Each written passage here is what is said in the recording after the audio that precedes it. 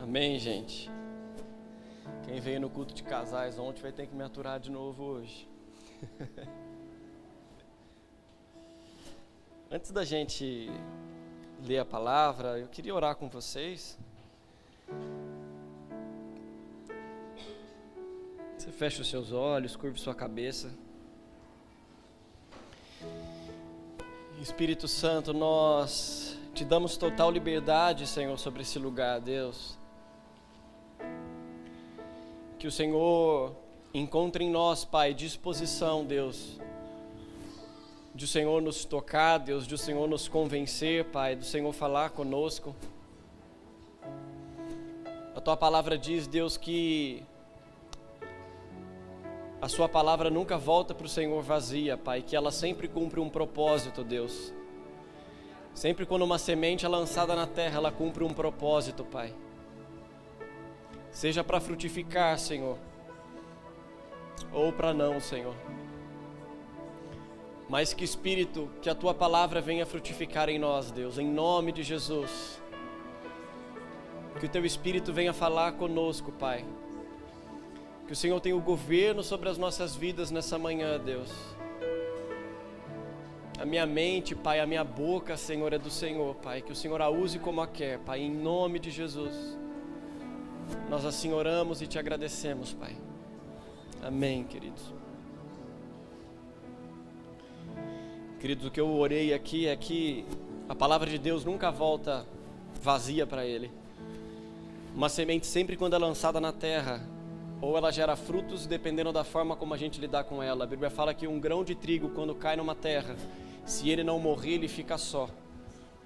Então o problema nunca está no poder da palavra, o problema nunca está naquilo que é ministrado, o problema sempre está na terra.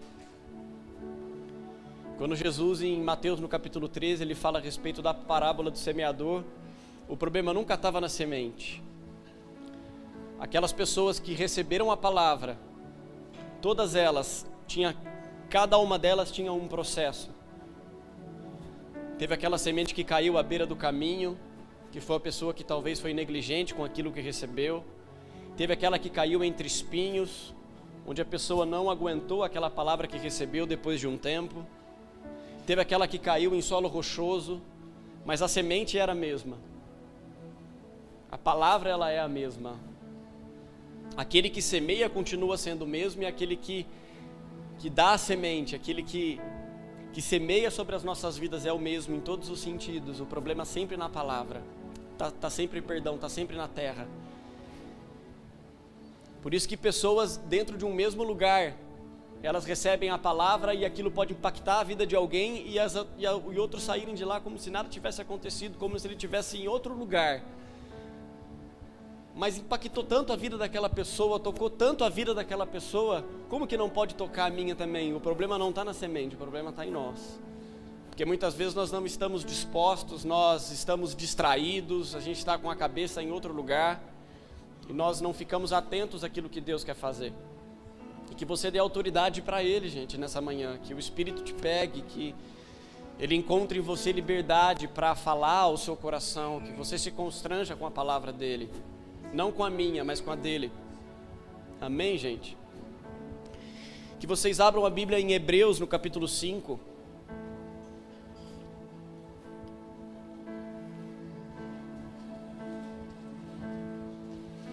Ontem eu tive um cheiro daquilo que eu entendi que Deus queria que eu compartilhasse com vocês.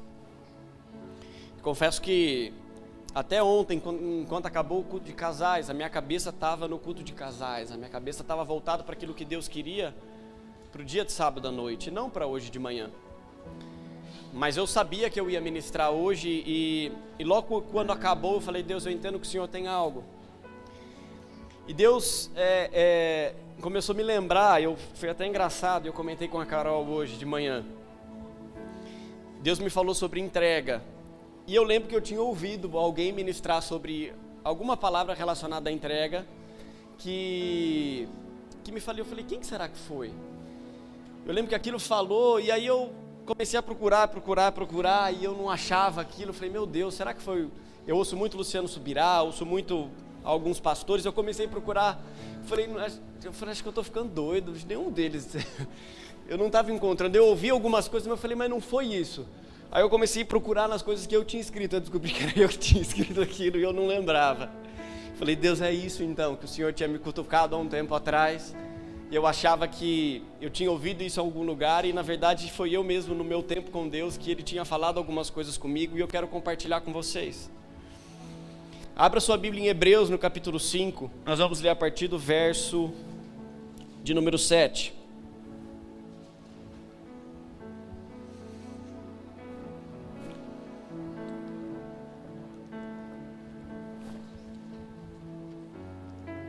Hebreus 5, verso 7.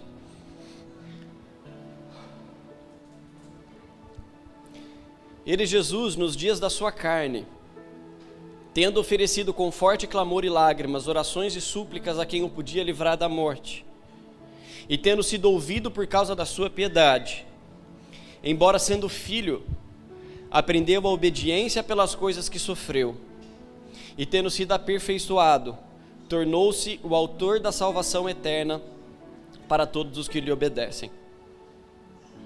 Gente, quando eu olho para a vida de Jesus e quando eu leio os evangelhos, o que sempre mais me impressionou em Jesus, isso foi depois de um tempo de caminhada com Ele, não era só os milagres que Jesus fazia, isso sempre me tocou, eu falava, eu queria ter muito visto tudo aquilo que Ele fez. Eu falava, nossa, como é que deve ter sido, né? Jesus chegava nas aldeias, a Bíblia fala que às vezes ele orava, dependendo do lugar onde ele ia, e todas as pessoas que vinham até ele eram curadas. Falei, imagina como que devia ser o alvoroço naquelas cidades. Como se alguém aparecesse aqui no nosso bairro, na nossa região, e todos os doentes começassem a vir, e aquelas pessoas, de forma milagrosa, elas começassem a ser curadas. E não era de dor de cabeça, não era de nada assim, era cego que começava a enxergar, era gente que não andava, começava a andar, eram milagres extraordinários que Jesus fazia. E então quando você olha os evangelhos, você vê isso salta aos nossos olhos, né? De como grande é isso, né? De como Jesus veio e Ele de fato veio para nos libertar, Ele de fato veio para nos curar, Ele veio para manifestar o Pai em vários sentidos e formas, e uma delas foi através da cura. Jesus libertava pessoas de demônios, de possessões, pessoas que estavam escravas na sua alma, escrava em prisões que acompanhavam famílias por gerações, e Jesus liberta aquelas pessoas, Ele libera palavras de libertação, de cura, e Ele faz todas essas coisas, e todos esses milagres. Isso é muito bom, isso é maravilhoso quando a gente olha e vê isso. Mas o que mais me impressionou, depois que eu comecei a aprender um pouquinho mais da Bíblia, um pouquinho mais do Evangelho, o que sempre mais me impressionou na Bíblia, é que Jesus, ele andou nessa terra e ele fez todas as coisas que ele fez como um homem. A Bíblia fala que ele lançou mão de todos os seus atributos, ainda que ele fosse Deus, ele lançou mão de todas essas coisas, ele se humilhou, ele tomou a forma de servo, ele tomou a forma de homem, está em Filipenses no capítulo 2 isso, depois você lê na sua casa. E assumindo a forma de servo, ele se fez carne, ele se fez como um de nós, semelhante a nós. Então, quando nós vemos Jesus curando, quando nós vemos Jesus expulsando demônios, como nós vendo Jesus fazendo todas aquelas coisas maravilhosas que aos nossos olhos são, uau, tudo isso que ele fez, Jesus fez como homem aquilo, ele fez aquilo como um homem cheio do Espírito Santo. A Bíblia fala em Atos 10, 38, que Jesus fez o que fez porque Deus era com ele, não porque ele era Deus. Porque ele não se entregou na qualidade de Deus, ele se entregou na qualidade de homem em favor da humanidade. Ele abriu mão de todos os seus atributos e ele se fez carne no meio de nós. Então ele era um homem cheio do Espírito Santo. A diferença em relação a nós é que a natureza de Jesus não era caída como a de Adão. Nele não havia pecado, ainda que ele foi tentado em todas as coisas, assim como nós, ainda que ele passou por todas as tentações, porque ele veio em carne. A Bíblia fala que Jesus não pecou em nenhum momento. Por isso que o sangue dele tem a capacidade de nos libertar. Por isso que o sangue dele tem a capacidade de nos tirar do pecado. Porque ele mesmo, a quem se ofereceu, ele mesmo não havia se corrompido da mesma forma que nós. E ele veio dessa forma, mas ele veio como homem. Então tudo o que Jesus fez, todos os milagres que Jesus fez, ele o fez como um homem cheio do Espírito Santo. Só que o que mais me impressiona, depois que eu comecei a caminhar, como eu falei com vocês, não eram os milagres, não eram essas coisas lindas que Jesus fazia, mas é olhar para Jesus e começar a entender um pouquinho mais de o porquê que ele fez todas essas coisas, o quanto Jesus sofreu na sua carne e pagou um preço alto para que o propósito que Deus liberou sobre a vida dele se cumprisse. É como se Jesus falasse: eu abri mão de tudo, não porque eu vim para a terra para fazer milagre. Eu abri mão de tudo porque eu vim cumprir um propósito, eu vim morrer em favor de vocês. E esse caminho de morte que me foi proposto pelo Pai, esse cálice que eu tenho de beber, que o Pai me propôs para beber, ele cumpriu como um homem, ele não cumpriu como Deus. Então todas as angústias, todas as aflições, todas as coisas que você vê Jesus passando em função do caminho que lhe foi proposto, de quem ele era, Jesus passou como homem, cheio do Espírito Santo, na mesma semelhança que nós. Por isso que você lê depois ele falando: olha, não existe nada que você venha até mim do qual eu não posso me compadecer de você. Porque assim como você, eu também fui na sua carne, eu também passei pelas mesmas aflições, então não existe nada em mim do qual você possa clamar em mim que eu não sei o que você está dizendo. Porque ele já foi da nossa estrutura, ele viveu essas mesmas coisas que nós. Mas todos os caminhos que Jesus percorreu, querido, para cumprir o propósito entregue pelo Pai, ele o fez como homem, e isso é o que mais me impressiona na vida de Jesus. Porque a todo momento ele podia ter, e ele foi tentado nisso, ter abandonado esse caminho, porque ele não precisava disso, quem precisava era nós. Jesus não precisava morrer numa cruz.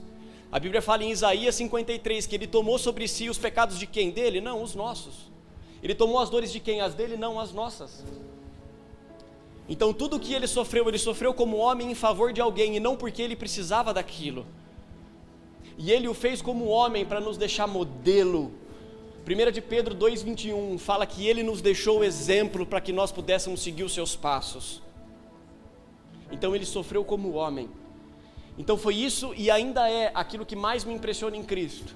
É aquilo que eu mais olho para ele diante de algumas coisas que você pode viver na sua vida, em cumprimento de propósito, que você entende que o Pai liberou para você, que eu olho e falo: ele é o meu modelo o tempo todo, porque ele conseguiu estabelecer um nível de entrega muito alto, onde ele não precisava daquilo, mas ele fez porque simplesmente esse era o propósito do Pai sobre a vida dele. Então não importa o custo, não importa o preço, ele se entregou para que esse propósito fosse cumprido.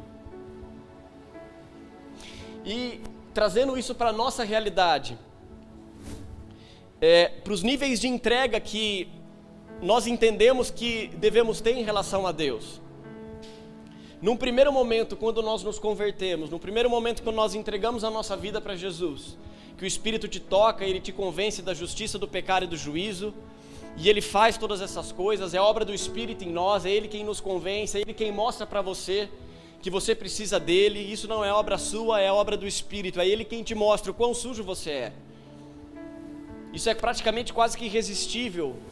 Eu me lembro quando eu me converti, eu às vezes ia na igreja e eu não gostava do período de louvor, porque eu achava chato. Tinha acabado de ir na igreja uma ou duas vezes, eu falava: nossa, tanto tempo, aquilo, e fico cantando, e umas músicas que eu não entendo muito bem, mas eu nunca deixava de ir. Eu sempre ia, eu gostava da palavra. E eu lembro que um dia, cara, o Espírito me pegou.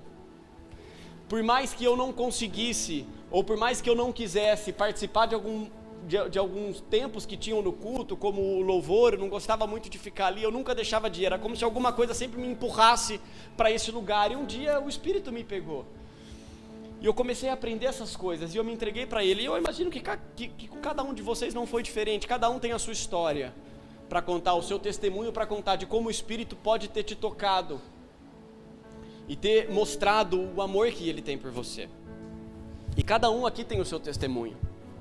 E no primeiro momento, quando você entrega a sua vida para Jesus, você não conhece nada do Evangelho, você não conhece nada a respeito de Jesus, a única herança que você tem, se você não veio de uma família cristã, que não te passou os princípios de Deus, nem nada disso, é aquilo que você aprendeu. Então os seus comportamentos e as suas atitudes são completamente pecaminosas. E você, à medida que vai caminhando com Cristo, você vai entendendo que isso precisa ser deixado de lado. Esse é o primeiro nível de entrega que a gente começa a estabelecer em relação a Jesus. Eu quero que você abra a sua Bíblia em Gálatas, no capítulo 5. Para que a gente consiga entender melhor o que é isso.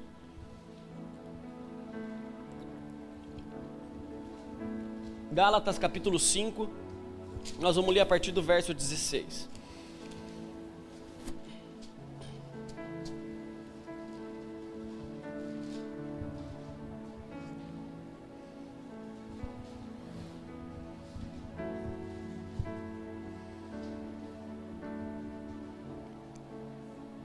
Diz assim a palavra: digo, porém, andai no Espírito, e jamais satisfareis as concupiscências da carne ou os desejos da carne. Porque a carne milita contra o Espírito e o Espírito contra a carne, porque são opostos entre si, para que não façais o que porventura seja do vosso querer. Ou seja, aqui que o apóstolo Paulo está falando, vocês precisam andar no Espírito, porque a sua carne, ela é caída e sempre vai ser caída, ela sempre vai se inclinar para aquilo que ela quer. E como ela é corrupta, você precisa andar no Espírito, porque essa é a única forma de você não satisfazer aquilo que a sua carne deseja. Mas se sois guiados pelo Espírito, não estáis sob a lei. Ora, as obras da carne são conhecidas, e são prostituição, impureza, lascívia, idolatria, feitiçaria, inimizades, porfia, ciúmes, iras, discórdias, dissensões, facções, invejas, bebedices, glutonarias e coisas semelhantes a essa, a respeito das quais eu vos declaro, como já outrora vos preveni, que não herdarão o reino de Deus os que tais coisas praticam. Mas o fruto do Espírito é amor, alegria, paz, longanimidade, benignidade, bondade, fidelidade, mansidão e domínio próprio. Contra estas coisas não há lei. Ele fala assim: se você andar nessas coisas, não há lei que te acuse, porque você está sendo guiado pelo Espírito. E os frutos revelam a árvore, os frutos revelam aquilo que você é, onde está as suas raízes.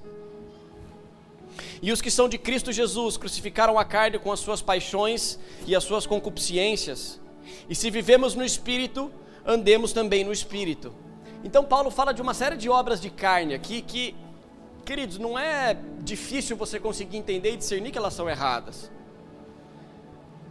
Se você começa a andar e quando você entrega a sua vida para Jesus num primeiro momento, depois de um tempo você começa a perceber que talvez se você começasse a beber, aquilo incomoda, aquilo não faz parte daquilo que Jesus faria. Você olha e fala assim: a forma como eu estou vivendo e a forma como andando, será que de fato é assim que Jesus faria? E essas coisas começam a te confrontar. Isso é o primeiro passo. São pecados que aos seus olhos, eles são escancarados, eles são desmascarados, que não tem como você esconder nem de você e nem dos outros, porque eles estão latentes o tempo todo aos seus olhos, eles estão ali, está escrito na palavra, de forma clara, não tem para onde você fugir, por mais que você tente, está escrito aqui, obras da carne são todas essas coisas. Então se você as pratica, você está andando na carne. Então quando você se converte, a primeira coisa que o Espírito faz é começar a te incomodar a respeito dessas coisas. Por isso que aquele que bebe, ele deixa de beber. Por isso que aquele que fuma, começa a deixar de fumar. Ou se pelo menos ele não deixa, ele começa pelo menos a se confrontar e a lutar contra o seu pecado, porque ele sabe de forma notória que aquilo é errado, que aquilo é pecado diante do Senhor e que aquilo não agrada o coração de Deus. Só que essas coisas, querido, ainda que sejam simples de serem entendidas e discernidas, eu não estou dizendo que elas são fáceis de serem deixadas, mas de alguma forma você sabe isso, é fácil de entender, é fácil de discernir, é claro isso na palavra de Deus. Então você não tem como brigar em relação a essas coisas. Só que Paulo começa a falar de outras coisas aqui, que ele diz respeito a outros níveis de entrega, que são obras da carne. Paulo fala de ciúme, Paulo fala de ira, Paulo fala de inveja, que são coisas que não estão do lado de fora, mas estão do lado de dentro. Que ninguém te denuncia, muitas vezes, mas você sabe aí dentro do seu coração que a forma como você está caminhando, existe essas coisas dentro de você. E é na sua sinceridade com Deus e com os outros, aonde você vai expô-las e falar: Deus, eu preciso arrumar isso.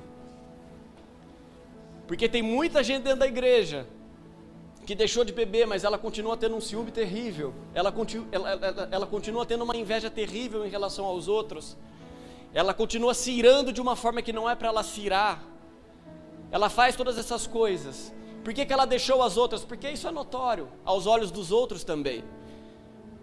Mas tudo aquilo que diz respeito àquilo que é interno, aquilo que está na sede do nosso coração, são outros níveis de entrega que nós precisamos caminhar e que nós devemos andar com Jesus.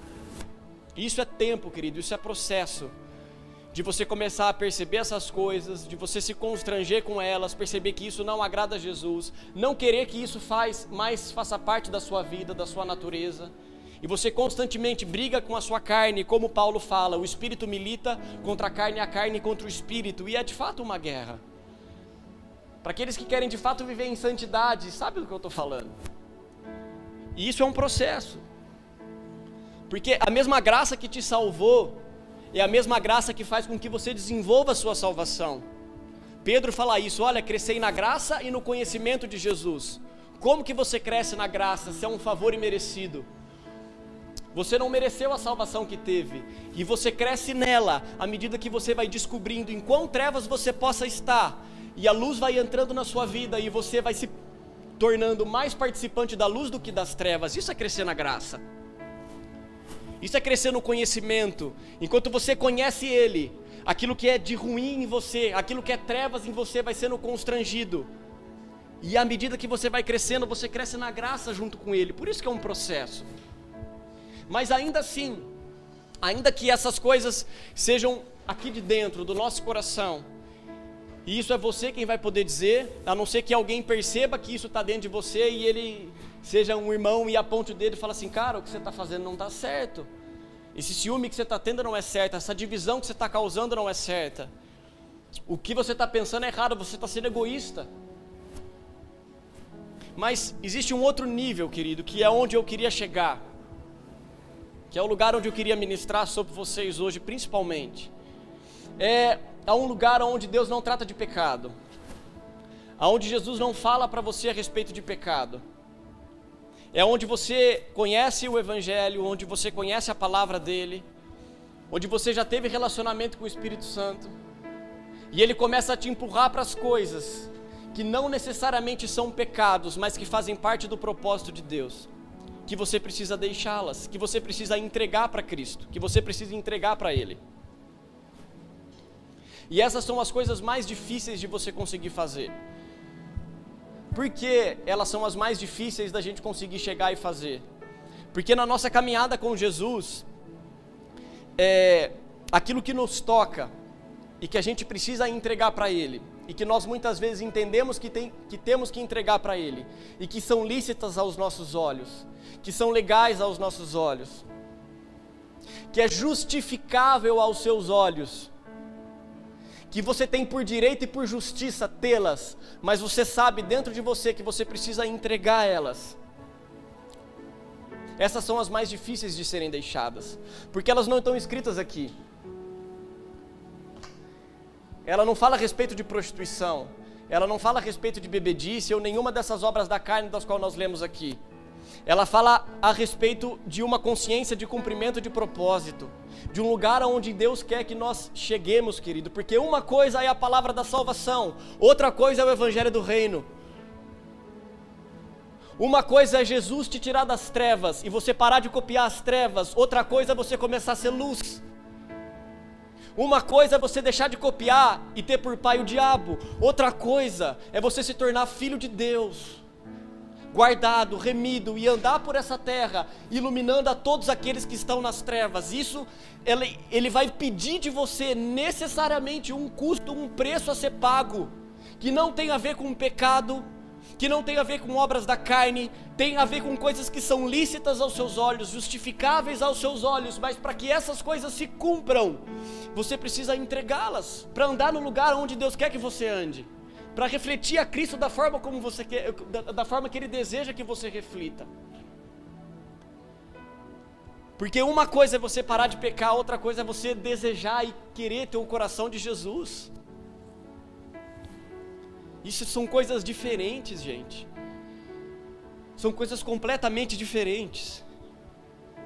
Eu quero ler com você um dos textos mais conhecidos, que é Jesus no Getsemane, que é o que acontece com ele aqui. Se você quiser abrir a sua Bíblia para acompanhar, está lá em Mateus, a partir do verso 36, capítulo 26, nós vamos ler. Capítulo 26, verso 36.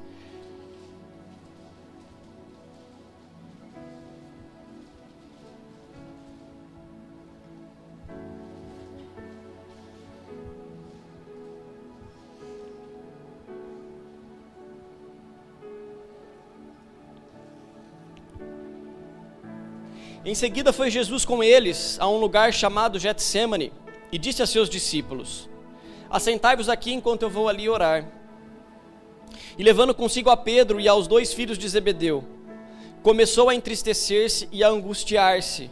Então lhes disse: a minha alma está profundamente triste até a morte, ficai aqui e vigiai comigo. Adiantando-se um pouco, prostrou-se sobre o seu rosto, orando e dizendo: meu Pai, se possível, passe de mim este cálice, todavia que não seja como eu quero, e sim como tu queres. E voltando para os discípulos, os achou dormindo. E disse a Pedro: então nem uma hora pudeste vos vigiar comigo? Vigiai e orai, para que não entreis em tentação. O espírito na verdade está pronto, mas a carne é fraca. Tornando a retirar-se, orou de novo, dizendo: meu Pai, se não é possível passar de mim este cálice sem que eu o beba, faça-se a sua vontade. E voltando, achou-os outra vez dormindo, porque os seus olhos estavam pesados. E deixando-os novamente, foi orar pela terceira vez, repetindo as mesmas palavras. Ou seja, esse aqui é o ápice, no meu entendimento, do sofrimento de Jesus. Uma coisa foi a dor física que ele sentiu, e ele sentiu todas aquelas coisas, cada vez que ele carregou aquela cruz, todos os açoites que ele levou, ele sentiu isso na carne. Mas eu vejo Jesus no jardim ali, aonde ele se entrega, aquilo doeu demais, porque não simplesmente porque ele sabia aquilo que lhe esperava, mas porque ali ele decidiu entregar. Ali ele decidiu olhar e não ter por direito e justo aquilo que era certo. Jesus tinha pecado, querido? Não, Jesus não tinha nenhum pecado. Era justo ele carregar uma cruz? Não, quem carregava a cruz naquela época era um ladrão, que pelo seu preço, onde todo mundo olhava, por humilhação, eles faziam com que aquela pessoa carregasse aquela cruz, para que todos soubessem que aquilo que ele fez era digno de morte.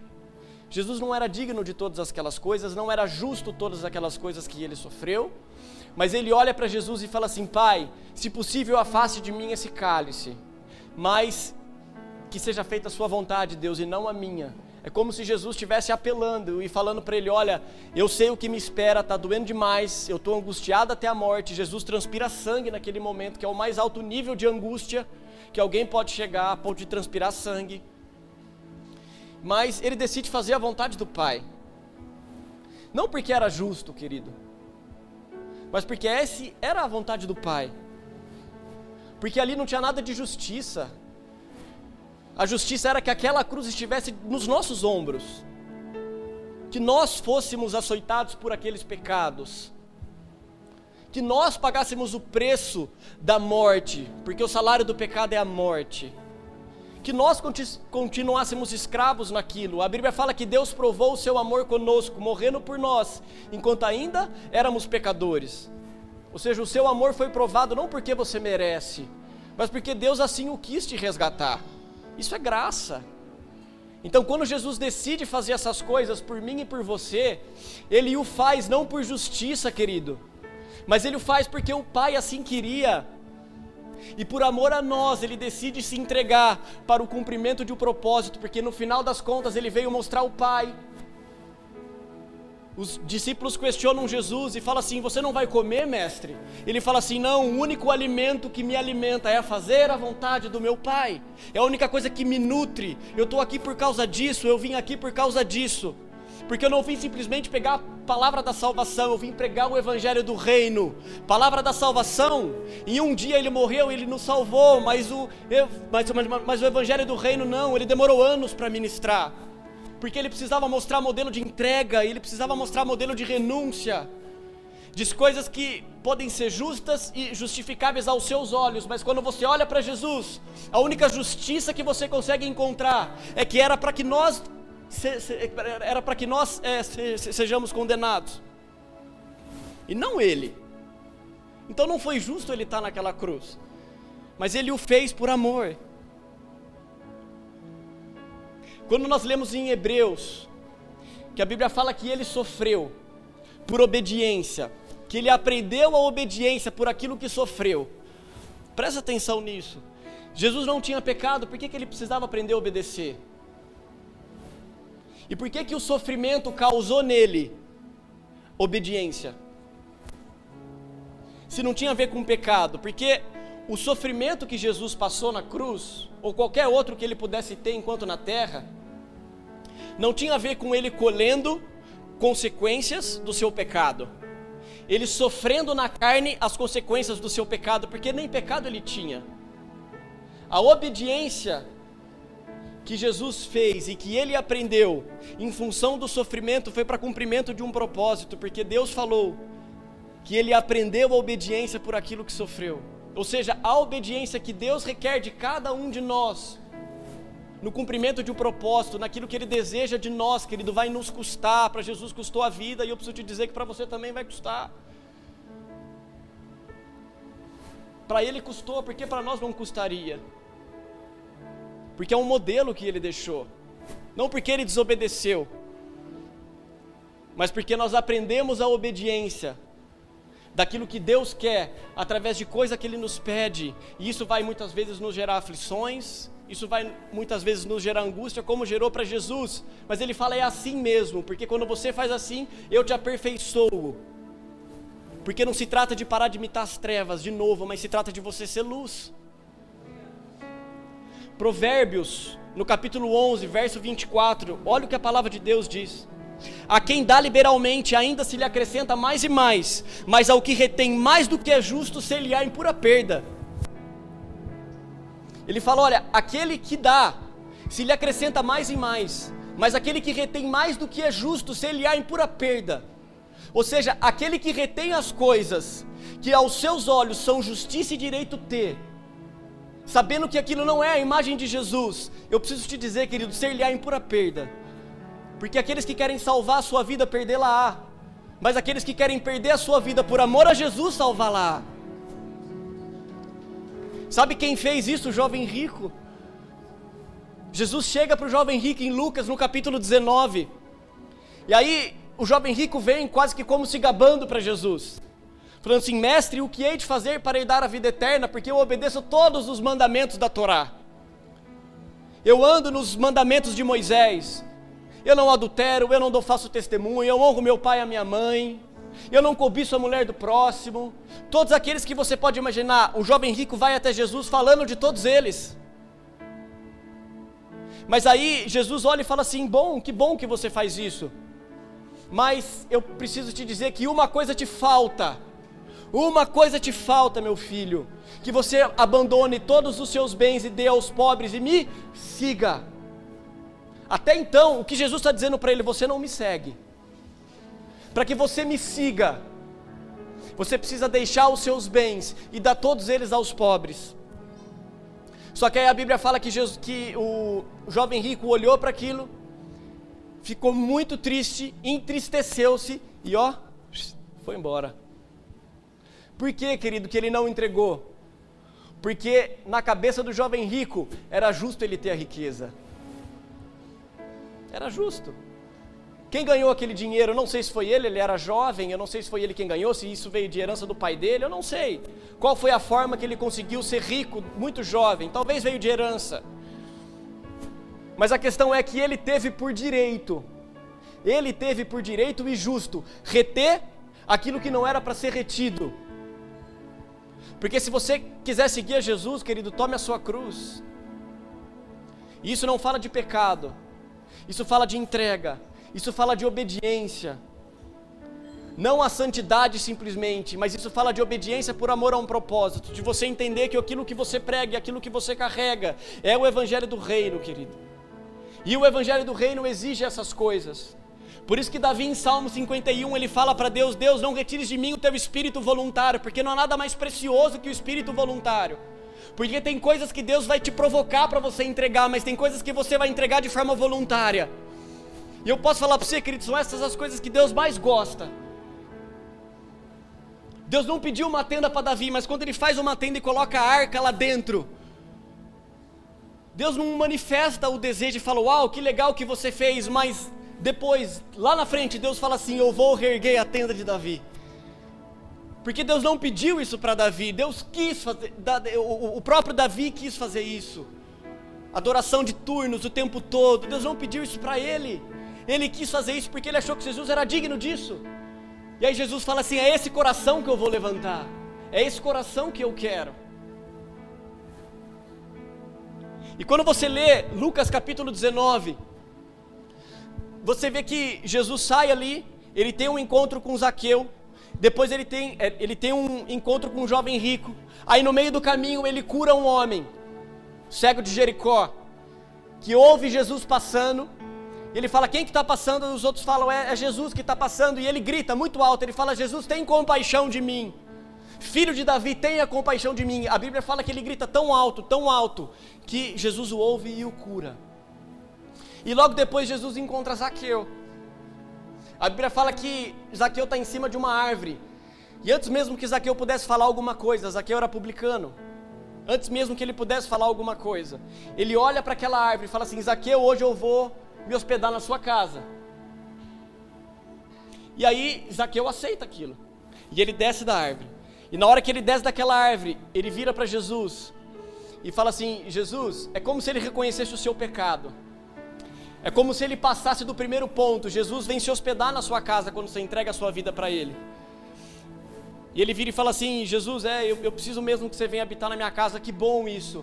Mas aí Zaqueu, de uma forma milagrosa, talvez resposta do arrependimento dele, ele vira e fala assim: quer saber de um negócio, Jesus? Você não me pediu, mas eu dou metade dos meus bens aos pobres, e a quem eu defraudei, eu restituo por 4 vezes. E aí Jesus vira para ele e fala assim: hoje houve salvação nessa casa. Para aquele que conhecia a lei e reteve, foi por pura perda, mas aquele para quem era publicano, para quem era pecador, que de alguma forma entendia uma dívida de gratidão que ele tinha com Jesus, ele vira e fala assim: eu dou, eu entrego, eu não tenho problema em entregar isso. Se hospede em minha casa, mas simplesmente não se hospede, porque eu fiz coisas erradas, então eu dou a metade dos meus bens aos pobres. E a quem eu fiz de errado eu vou restituir em 4 vezes. E ele faz uma coisa, querido, que gera para sua casa e para sua família salvação, gera legado. Ele toca outras pessoas, enquanto para o jovem rico ele continuou obediente à lei de Moisés. Grande coisa. Porque o nível que Jesus nos chama para andar, querido, são outros níveis. E nós precisamos começar a sair desses lugares, entender essas coisas. E eu estou pregando isso para vocês, não é porque eu faço isso de todo o meu coração, é porque eu me confronto nessa palavra também. Porque eu olho para a minha vida e me questiono: Deus, o que talvez eu não esteja entregando que era para eu ter entregado, porque na minha entrega o poder do Senhor, o amor do Senhor se aperfeiçoa. A Bíblia fala que depois que Jesus foi obediente até a morte, se aperfeiçoou nele, e ele se tornou assim autor da salvação. Ou seja, ele fez uma coisa que legou para nós salvação, assim como Zaqueu. E nós precisamos entrar nesse lugar de entender isso.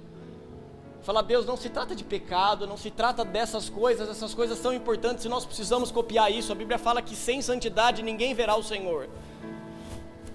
Sem santidade ninguém verá Deus.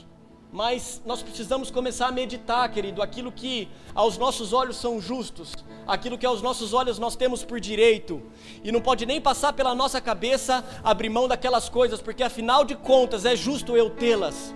E Deus fala: querido, isso aí é por pura perda. E eu não estou dizendo que Deus vai pedir tudo para você. Eu estou entendendo que você precisa ter o discernimento daquilo que Ele provoca em você, e daquilo que você precisa ter o espírito voluntário para se entregar. Porque assim é ser luz, nem tudo o Espírito vai te pedir. Algumas coisas você vai fazer por voluntariedade. Porque você fala: o coração do meu pai é assim, eu não tenho como olhar para isso e não agir dessa forma. porque eu aprendi desse jeito, porque eu cresci na graça, porque eu cresci no conhecimento, porque eu desenvolvi a minha salvação, e ela não foi vã para comigo, como o apóstolo Paulo fala, a graça não foi vã para comigo, antes eu trabalhei mais do que todos vós, porque ele entendia, ele tinha uma dívida de gratidão, querido, aquilo constrangia ele, e ele se movia em função dessas coisas, ele se sentia devedor disso, e nós precisamos entrar nesse lugar de dívida, entendendo quem é Jesus, entendendo que tipo de evangelho ele veio nos pregar e que tipo de evangelho nós estamos vivendo, porque os níveis de entrega que nós estabelecemos, querido, determinam o lugar aonde nós vamos chegar. Os níveis de entrega que nós vivemos determinam os lugares aonde nós vamos chegar, cada um com o seu propósito, cada um com aquilo que Deus escreveu a seu respeito, porque todos os seus dias foram escritos, diz a palavra do Senhor. Mas naquilo que foi escrito para você, você tem sido pleno? Você tem sido pleno? Porque plenitude, querido, aos olhos de Deus, e prosperidade aos olhos de Deus não é ter muito dinheiro, mas é ser pleno no cumprimento daquilo que o Pai te entregou. Jesus era próspero, sendo rico, ele se fez pobre, mas ele era próspero, porque ele cumpriu tudo aquilo que Deus entregou para ele. Ele bebeu o cálice do qual ele disse para Deus que ele não queria beber, mas ele o bebeu, e nós precisamos beber o nosso, porque assim as pessoas vão conseguir ver Cristo em nós, quando na sua voluntariedade, querido, quando na sua entrega você consegue mostrar o coração do Pai para as pessoas. Mas enquanto os nossos olhos estiverem focados na terra, querido, e não no céu, enquanto nós formos movidos por aquilo que move a terra, nós nunca vamos conseguir entregar as coisas, porque o nosso coração não está na eternidade. Nós precisamos nos mover por ela, nós precisamos entender que existe uma eternidade que nos espera, que essa vida que nós vemos aqui, ela é curta demais, ela é curta demais.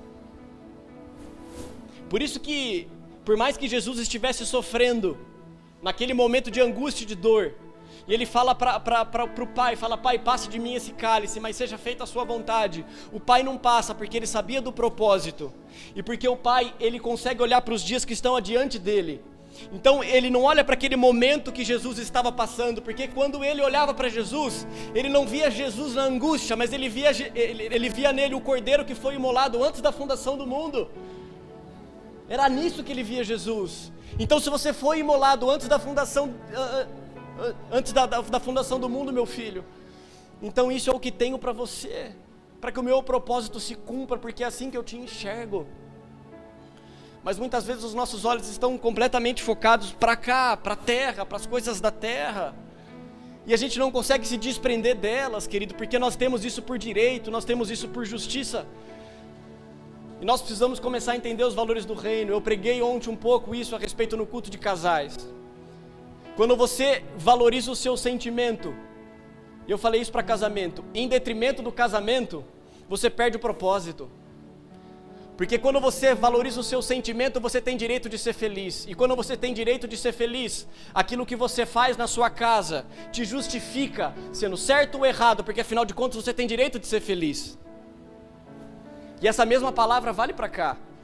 Quando nós valorizamos o nosso sentimento em detrimento daquilo que Jesus quer para nós, nós perdemos o propósito.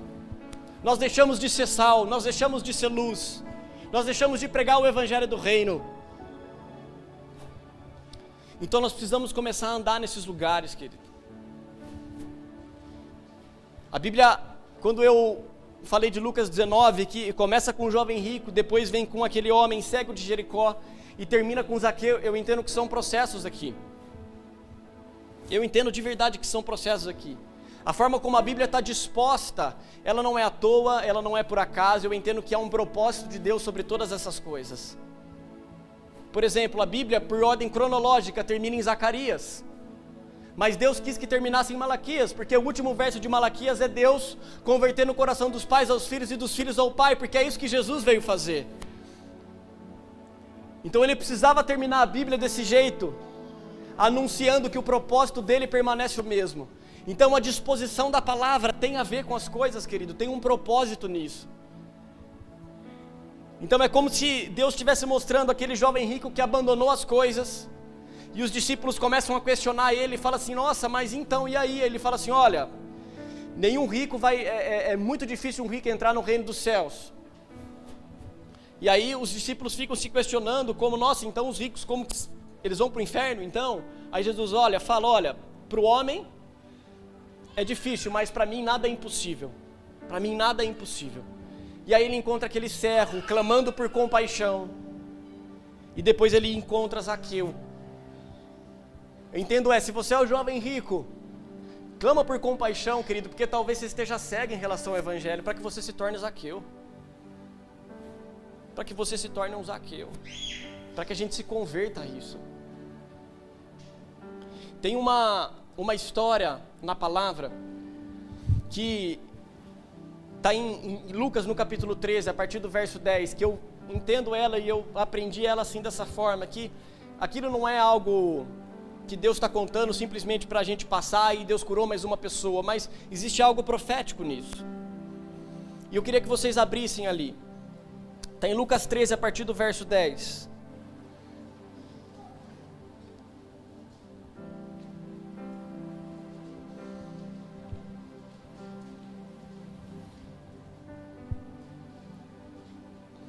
Ora, ensinava Jesus no sábado numa das sinagogas, e veio ali uma mulher possessa de um espírito de enfermidade. Havia já 18 anos, andava ela encurvada, sem de modo algum poder endireitar-se. Vendo a Jesus, chamou-a e disse-lhe, mulher, estás livre da tua enfermidade. E impondo-lhe as mãos, ela imediatamente se endireitou e dava glória a Deus. O chefe da sinagoga, indignado de ver que Jesus curava no sábado, disse à multidão, 6 dias há em que se deve trabalhar. Vinde, pois, nesses dias para serdes curados e não no sábado. Disse-lhe, porém, o Senhor, hipócritas, cada um de vós não desprende da manjedoura no sábado o seu boi ou o seu jumento para levá-lo a beber? Por que motivo não se devia livrar deste cativeiro em dia de sábado esta filha de Abraão, a quem Satanás trazia presa há 18 anos? Ou seja, Jesus chega numa sinagoga em dia de sábado e ele vê uma filha de Abraão, alguém que tinha por nome e que levava o nome de Abraão para si, para justificação. E a Bíblia fala que essa mulher andava encurvada. E os olhos dela, querido, o tempo todo, em função da encurvatura da sua coluna, estavam o tempo todo voltados para a terra. E a Bíblia fala que quando Jesus a encontra, ele cura ela. E ela deixa de ficar encurvada para a terra e ela passa a uma posição normal. E isso, eu entendo que há é algo profético nisso, é algo que o Senhor fala ali. De muitas condições que às vezes nós assumimos. Nós somos filhos, nós nos tornamos filhos, nós professamos o nome de Jesus, mas nós estamos encurvados com a cabeça para a terra, nós estamos com os nossos olhos para a terra.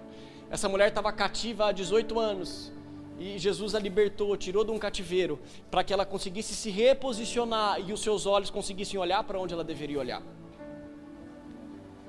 E nós precisamos aprender com isso, querido. Que esquece justiça, querido. Que justiça. A gente está morto. O fôlego que Ele te deu é Ele que te sustenta. Se Ele quiser recolher agora, Ele recolhe.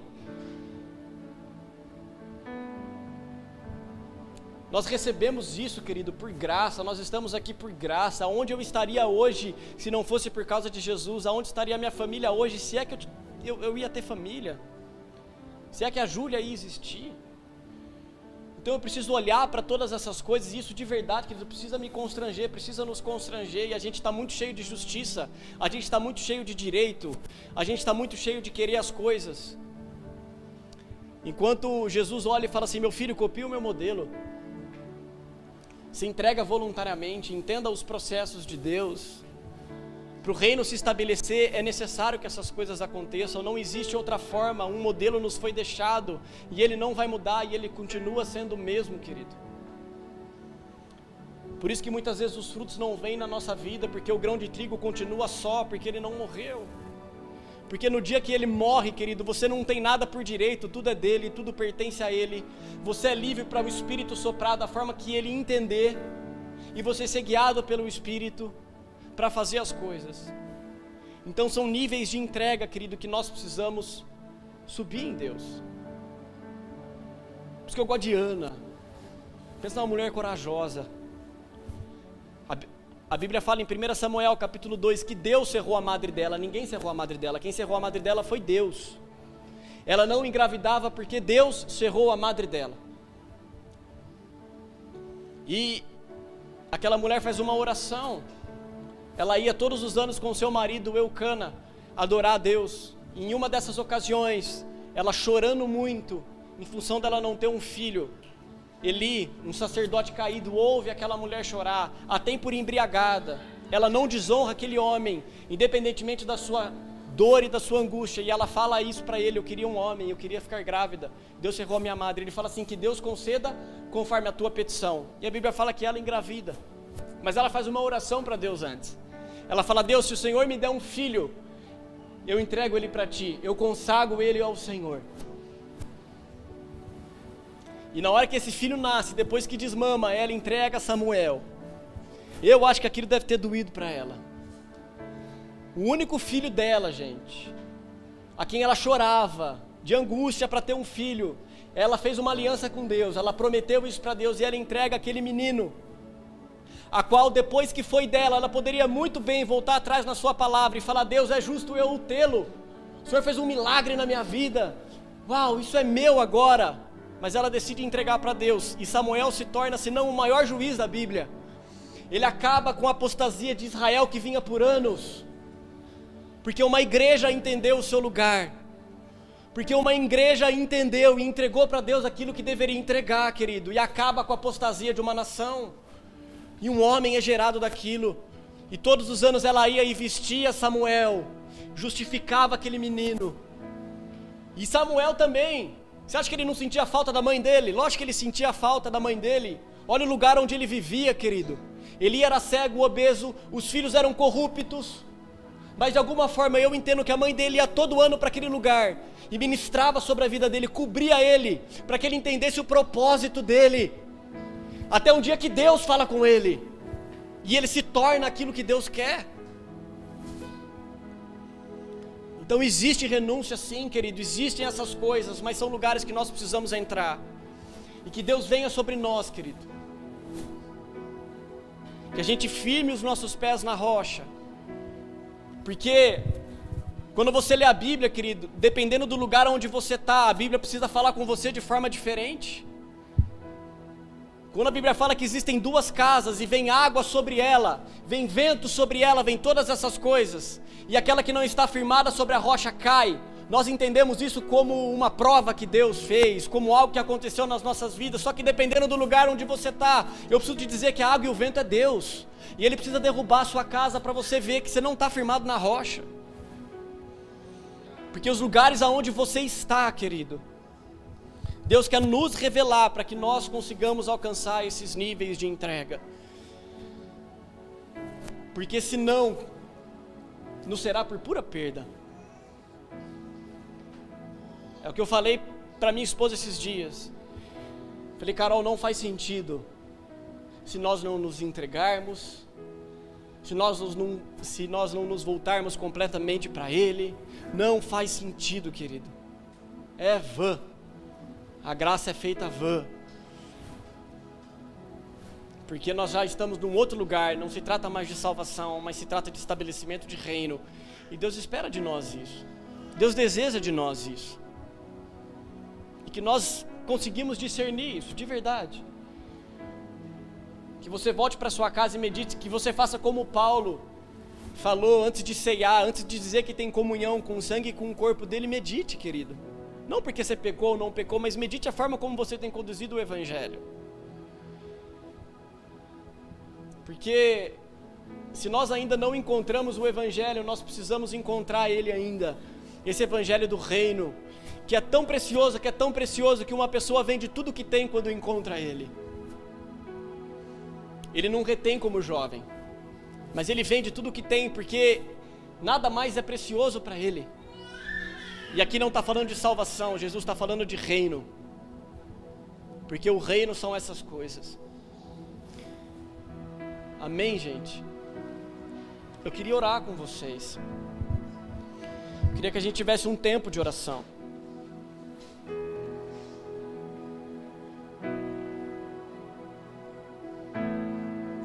Sabe, quando Pedro tem uma revelação de quem Jesus era, Jesus começa a contar para eles aquilo que ele haveria de padecer.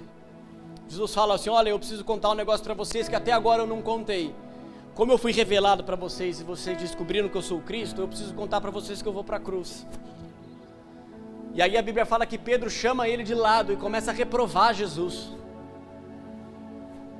Olha a petulância de Pedro, de tão impetuoso que aquele homem era. Ele reprova Jesus, ele fala assim: que você tá? Como se ele falasse para Jesus: você está doido? E aí Jesus vira para ele: Pedro, arreda-te de mim, Satanás, porque cogita as coisas dos homens e não as de Deus. Porque até agora, Pedro, vocês conheceram o Jesus dos milagres, você conheceu o Jesus que toca os enfermos, que cura os cegos, mas agora você está conhecendo um Jesus que vai para uma cruz. E se você não aceita isso, arreda-te de mim, Satanás, porque cogita as coisas dos homens, porque os seus olhos estão voltados para as coisas dos homens. E que a gente se cure, querido, nele, que assim como aquela filha de Abraão que talvez estava encurvada e a sua visão era o tempo todo voltado para a terra, que ele nos reposicione e que os nossos olhos sejam voltados, querido, para aquele a quem nós deveríamos nunca ter tirado os olhos. É Abraão, quando ele vai sacrificar Isaac, ele está olhando para aquele menino, e ele está lá para fazer aquele sacrifício. Deus fala: para! Aí na hora que ele olha para onde ele deveria estar olhando, ele vê um cordeiro, porque Deus proveu para ele um cordeiro. Ele coloca os olhos naquele lugar. Nós precisamos voltar os nossos olhos para isso, querido. Mas ainda que nós coloquemos os nossos olhos no cordeiro, Isaac está ali, querido, ele ia entregar Isaac. Então entregue Isaac, mas que os teus olhos estejam no cordeiro. Existe recompensa por isso? Lógico que existe. A Bíblia diz que quem não entregar essas coisas, ou quem entregar essas coisas em terra, não receberá mais do que casas, enfim, ele fala de uma série de coisas ali. E que eu não entendo que ele está falando de riqueza, de nada disso, querido, mas existe uma recompensa de se entregar tudo. Existe uma alegria de se entregar tudo, porque nada pode se comparar com os frutos do Espírito sendo gerado em nós, querido, porque quando você é pleno disso, Deus é o seu prazer, Deus é a sua satisfação, e essas coisas nos deixam plenos, nos deixam satisfeitos, e eu preciso chegar nesse lugar. Amém, gente?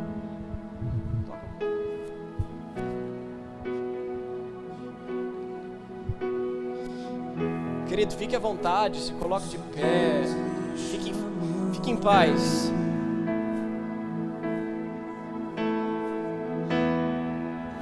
Com sua doce voz,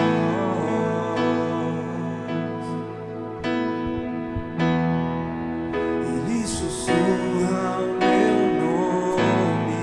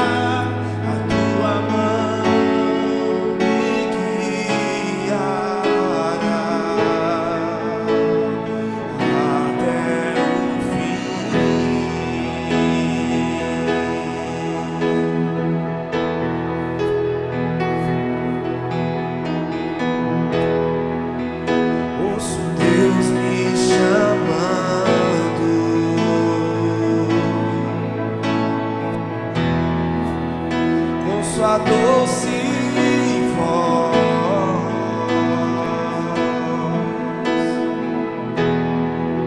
ele sussurra o meu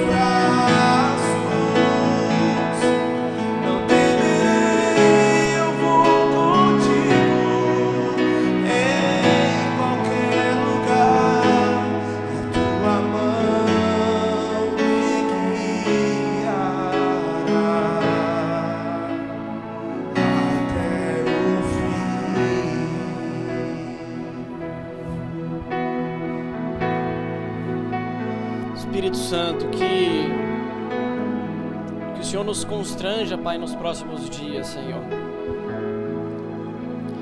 Que nós não tenhamos teto, Pai, para te seguir, Deus. Espírito Santo, porque a sua vontade, Pai, é que quando o seu rio venha, Senhor, que ele deixe de as águas estarem nos artelhos, nos joelhos, Pai, nos ombros. A sua vontade é que a gente se permita ser conduzido, Espírito Santo. Isso é o que o Senhor tem para nós, Pai. Mas quem tira, Senhor, e quem quer nadar até esse lugar, Senhor, somos nós, Pai. E depois que tiramos os nossos pés, o Senhor é quem nos conduz, Espírito Santo. Que o Senhor nos dê ousadia para isso, que o Senhor nos dê discernimento para isso. Que o Senhor arranque de nós nesses dias, Pai, todo limite que possa ter em nós, Pai. Em nome de Jesus, Espírito Santo, que não haja preço, Deus. Em nome de Jesus, Senhor. Que Teu Espírito fale conosco no resto da semana. Em nome de Jesus, Pai, que a Sua palavra seja viva sobre as nossas casas, sobre as nossas vidas. Que o Senhor nos ajude, Senhor, a entender o Seu reino, a nos lançar nele, a buscá-lo, Senhor, de todo o coração. Porque assim diz o Senhor, Deus, que quem o busca em primeiro lugar, Pai, todas as demais coisas lhe serão acrescentadas, Deus. Porque o Senhor não deixa que um filho seu, Deus, padeça, Senhor. E nós te agradecemos porque essa é a Tua fidelidade, Pai, porque esse é o Teu amor. Obrigado por tudo, Deus, obrigado por esse dia. Obrigado pela sua casa, Deus, por cada um que está aqui, Pai. Nós te agradecemos de todo o coração, Senhor. Em nome de Jesus. Amém, gente.